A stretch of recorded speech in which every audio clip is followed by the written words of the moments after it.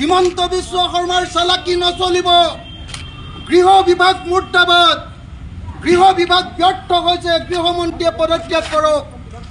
জুবিন গাৰ্গৰ মৃত্যুৰ CBI তদন্ত লাগিবই। জুবিন গাৰ্গৰ মৃত্যুৰ CBI তদন্ত লাগিবই। বিজেপি চৰকাৰে বাৰম্বাৰ জুবিন গাৰ্গক হত্যা কৰা নচলিব। বিজেপি চৰকাৰে বাৰম্বাৰ হিমন্ত বিশ্ব শৰ্মাই বাৰম্বাৰ জুবিন গাৰ্গক হত্যা কৰা নচলিব। আজি জুবিন গাৰ্গৰ মৃত্যুৰ 2 মাহ 7 দিন হৈ গ'ল, কিন্তু এতিয়ালৈকে অসমৰ মানুহে জানিব পৰা নাই যে জুবিন গাৰ্গৰ মৃত্যু কেনেকৈ হ'বলৈ পালে। আজি প্ৰথমবাৰৰ কাৰণে জুবিন গাৰ্গৰ মৃত্যুৰ পাছত অসম বিধানসভা অনুষ্ঠিত হৈছে। সেইকাৰণে আমি বিচাৰোঁ যে অসম বিধানসভাত আজি কেৱল আৰু কেৱল জুবিন গাৰ্গৰ বিষয়ে আমাৰ অসমৰ মৰমৰ শিল্পী, হৃদয়ৰ শিল্পী,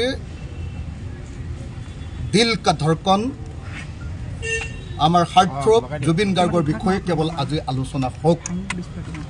মই চেষ্টা কৰিম এজন বিধায়ক হিচাপে, ঐতিহাসিক শিৱসাগৰ বিধানসভা সমষ্টিৰ এটা সন্মানীয় বিধানসভা সমষ্টিৰ এজন বিধায়ক হিচাপে মোৰ চেষ্টা থাকিব যে আজি অসমৰ গৃহমন্ত্ৰী আৰু অসমৰ মুখ্যমন্ত্ৰীৰ পৰা আমি জুবিন গাৰ্গৰ মৃত্যুৰ সম্পূৰ্ণ বিৱৰণ যাতে উলিয়াই ল'ব পাৰোঁ। সেইদিনা 19 ছেপ্টেম্বৰৰ দিনা আচলতে জুবিন গাৰ্গৰ ক্ষেত্ৰত কি হৈছিল, শেষৰ সময়খিনিৰ দৃশ্য আমি এতিয়াও দেখা নাই। আমাক দেখুৱাব লাগে, অসমবাসী ৰাইজক দেখুৱাব লাগে শেষ পৰ্যায়ত জুবিন গাৰ্গে কেনেকৈ আমাৰ মাজৰ পৰা আঁতৰি গৈছিল।